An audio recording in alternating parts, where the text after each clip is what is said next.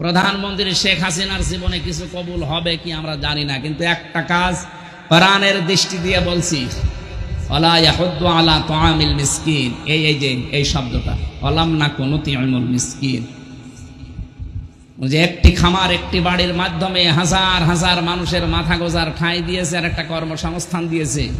এই কাজটা কোরআনে কারিমের সূরা মুদ্দাসসিরের আয়াত অনুযায়ী হয়েছে। আল্লাহ যেন এটা কবুল করেন, বলেন আমিন। 560টার উপরে মসজিদ বানিয়েছে, আরে মন্দির তো বানায়নি।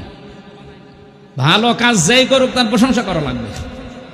560টার উপরে যে মসজিদ বানিয়েছে, যদি মন্দির বানাতো শিরিক হইতো? কথা বলে না কেন? অন্তত শিরিক থেকে বাঁচিয়ে আল্লাহকে সেজদা দেওয়ার তো একটা ব্যবস্থা করেছে।